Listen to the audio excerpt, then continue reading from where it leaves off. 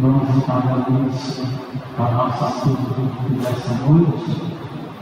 Nós vamos retomar as leituras do último domingo, que foi a festa de Cristo Rei. Vamos então, a gente vai começar pelo Evangelho, que é São João, capítulo 18, os versículos 33 a 37. Até 37. 7. São João, capítulo 18, versículos 33 a 37. Vamos então voltar à presença de Deus, a pessoa do Espírito Santo, para que Ele nos conduza nessa reflexão de hoje. Em nome do Pai, do Filho, do Espírito Santo. Amém. Vinde, Espírito Santo, enchei os corações dos vossos fiéis e acendei neles o fogo do vosso amor. Enviai o vosso Espírito e tudo será criado e renovareis a face da terra. Oremos. Deus, que instruístes os corações dos vossos fiéis com a luz do Espírito Santo, fazei que apreciemos retamente todas as coisas, segundo o mesmo Espírito, e gozemos sempre da sua consolação, por Cristo Senhor nosso. Amém. Então vamos fazer a leitura do Evangelho. Então, João capítulo 18, de 33 a 37. Então Pilatos entrou de novo no palácio, chamou Jesus e lhe perguntou: Tu és o rei dos judeus? Jesus respondeu: Você diz isso por si mesmo, ou foram os outros que lhe disseram isso a meu respeito? Pilatos falou: Por acaso eu sou judeu? O teu povo e os chefes dos sacerdotes te entregaram a mim. O que foi que fizeste? Jesus respondeu: O meu reino não é deste mundo. Se o meu reino fosse deste mundo, os meus servos teriam lutado para eu não ser entregue aos judeus. Mas agora o meu reino não é daqui. Pilatos disse: Então tu és rei? Jesus respondeu: Você está dizendo, eu sou o rei. Por isso eu nasci e vim ao mundo, para dar testemunho da verdade. Quem é da verdade, ouve a minha voz. Então esse diálogo entre Jesus e Pilatos se dá na sexta-feira santa de manhã, no dia que Jesus morreu. Ele foi preso na noite da quinta-feira santa, logo depois da ceia. Ele foi para o horto e lá então era uma semana muito importante também para o povo judeu. Era a principal festa religiosa dos judeus, era a Páscoa, que estava sendo celebrada nesses dias. E então eles foram até onde Jesus estava e o levaram para o templo. E lá então começou uma espécie de julgamento contra Jesus, promovido pelo conselho dos judeus, o Sinédrio, presidido pelo sumo sacerdote. Como eles não tinham poder de condenar alguém à morte de cruz, então decidiram levá-lo para Pilatos. E lá eles começaram uma série de acusações contra Jesus, com a intenção de que Pilatos o condenasse à morte de cruz. Pilatos era o procurador romano, ele era a máxima autoridade ali na região da Palestina, a máxima autoridade do poder romano em Jerusalém. Então ele representava naquele momento o próprio imperador. E Jesus então, ele está no palácio de Pilatos, e Pilatos então pergunta para Jesus, Tu és o rei dos judeus? Jesus respondeu: Você fala isso por você mesmo, ou outros falaram isso de mim? E Pilatos então nesse diálogo, ele é um pouco ríspido com Jesus, por acaso sou judeu? foram os chefes do teu povo que me entregaram a mim. Você fez alguma coisa que merecesse esse tipo de julgamento, a condenação à morte? Então, né, Jesus afirma a sua realeza. Mas ele fala uma palavra que pode dar margem a muitas interpretações. O meu reino não é deste mundo. Então, nesse diálogo, né, de Jesus com Pilatos, nós percebemos a existência de duas realidades praticamente opostas: o reino que é de Deus e o reino que é do mundo. E a palavra mundo aqui, ela não tem o significado, né, de mundo no sentido da Terra, do globo terrestre, do planeta Terra, do universo, mas é o mundo no qual eles viviam, é o mundo dos homens. E o que ele caracteriza esse mundo dos homens, esse reino do mundo? É um reino baseado na violência, da exploração, né, do mais forte em cima do mais fraco. É um mundo cheio de ilusões, de vaidades, de luxo. E nós estamos, né, diante de um procurador romano. Então, com certeza, porque era uma época de festa, a Páscoa estava para ser celebrada, Pilatos estava em Jerusalém por causa dessa festa. Então, certamente ele estava, né, vestido com roupas assim muito luxuosas, de tecidos caros, cheio de enfeites de ouro, né? Tinha soldados ali com espadas na mão, escudos, enfim, né? Toda aquela ostentação muito própria do poder romano. Eles faziam questão de mostrar a sua superioridade, né, diante do povo, para mostrar assim manter a sua autoridade, manter o povo debaixo de um sistema de medo. Então esse era quando Jesus fala: o meu reino não é deste mundo. Ele estava dizendo: o meu reino não é do seu mundo, esse mundo da violência, da opressão, da maldade. Tudo isso é mera ilusão. O meu reino não é daqui. Se o meu reino fosse daqui, eu teria quem iria me defender nesse momento, mas o meu reino não é daqui. Então, no diálogo, né, Jesus ele não nega a sua realeza, né, mas é um reino que não é deste mundo. A realeza de Jesus é uma realeza de uma outra ordem. É um reinado que se estabelece no coração das pessoas de boa vontade, nas pessoas que verdadeiramente, né, buscam a Deus. Então ele fala, né, no finalzinho ele vai dizer assim: por isso eu vim ao mundo, para dar testemunho da verdade. Quem é da verdade, ouve a minha voz. Então, para Jesus, o que é a verdade? É a sinceridade do coração. Então, a pessoa que tem um coração sincero é uma pessoa, né, que não tenta se enganar a si mesma e que por isso também não tem a pretensão de enganar as outras pessoas. Essa pessoa é da verdade. E essa pessoa é desse reino do qual Jesus está falando. Então, diante de tudo isso, né, a decisão sobre qual reino nós queremos participar é nossa. A gente só vai fazer a escolha pelo reino de Deus, movido pela graça de Deus. Mas a decisão é nossa.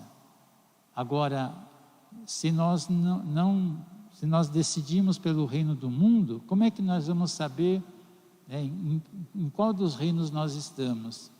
Na medida em que nós estamos assim, seduzidos pelas coisas do mundo, pelo desejo de poder, né, de riqueza, querer oprimir as pessoas, mostrar que a gente pode mais do que os outros, então é sinal que nós não pertencemos ao reino de Deus, mas ao reino do mundo. E aí Jesus não é o nosso rei.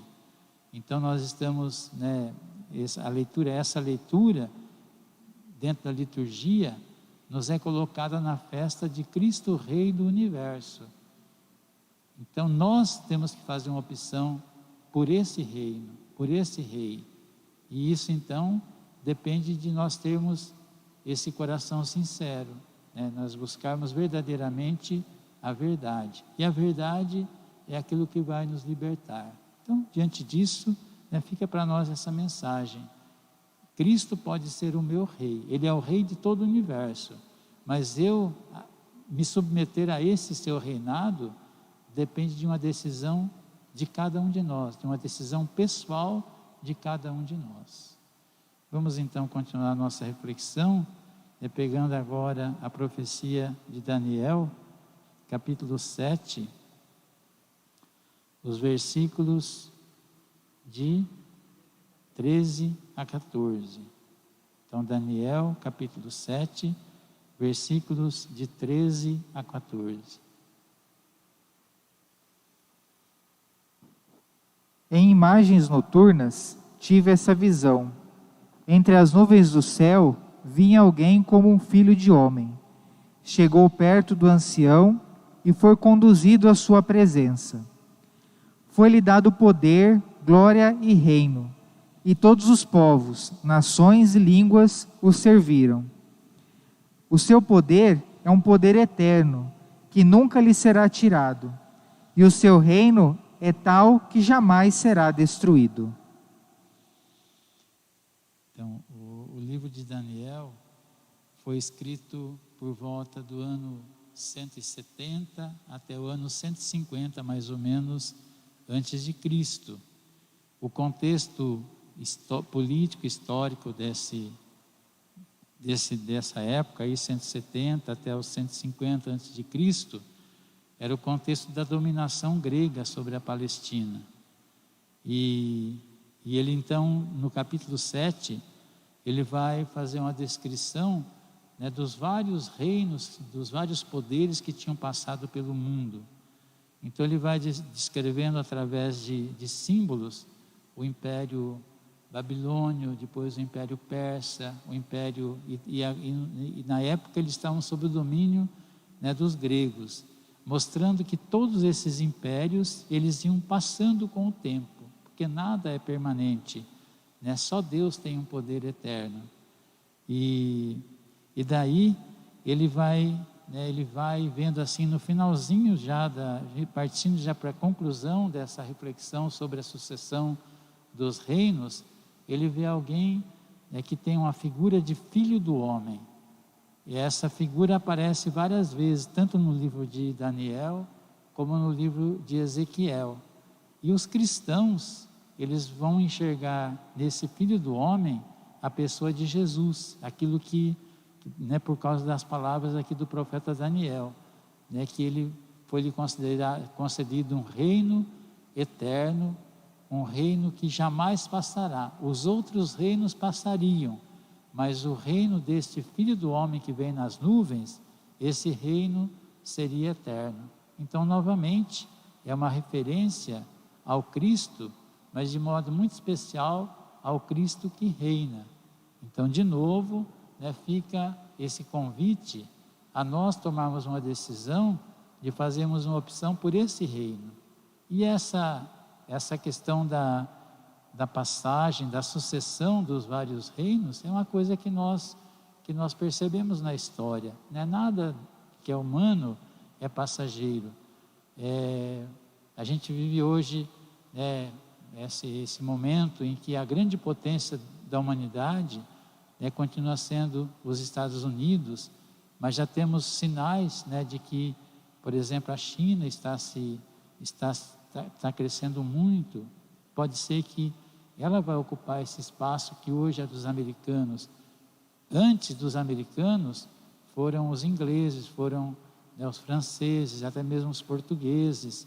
Então, em cada época da história, existe uma potência que se sobressai às outras, mas tudo é passageiro. E assim também na nossa vida, a nossa vida é assim. A gente vai se desenvolvendo, muitas vezes temos alguma influência, né, na família, na própria cidade, e depois de um certo tempo ninguém mais se fala dessas pessoas, porque passou o seu tempo. Então é assim, né? Agora, aquilo que realmente é de Deus, isso permanece para sempre.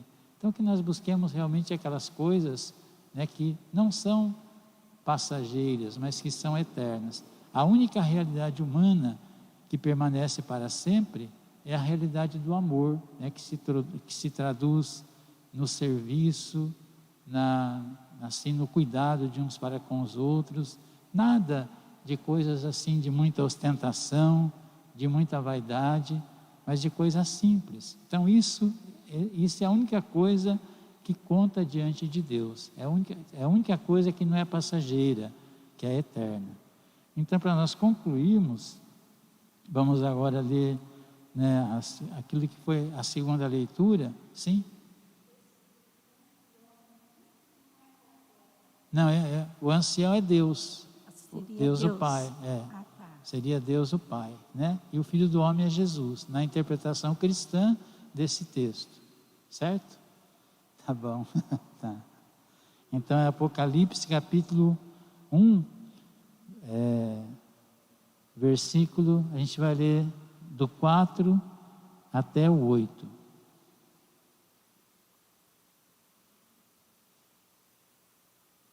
João escreve às 7 igrejas que estão na Ásia: que vocês tenham graça e paz da parte daquele que é, que era e que vem, da parte dos 7 Espíritos que estão diante do trono dele, e da parte de Jesus Cristo, o testemunha fiel, o primeiro a ressuscitar dos mortos, o chefe dos reinos da terra.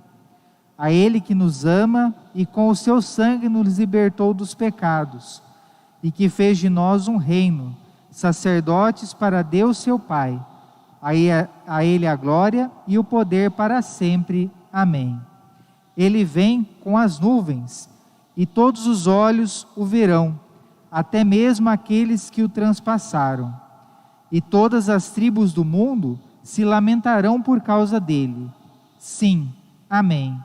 Eu sou o Alfa e o Ômega, diz o Senhor Deus, aquele que é, que era e que vem, o Deus Todo-Poderoso. Então, o Apocalipse já começa apresentando esse reinado, né, de Jesus, o Filho de Deus. E todo o livro do Apocalipse, então, ele vai mostrando para nós essa luta entre o bem e o mal.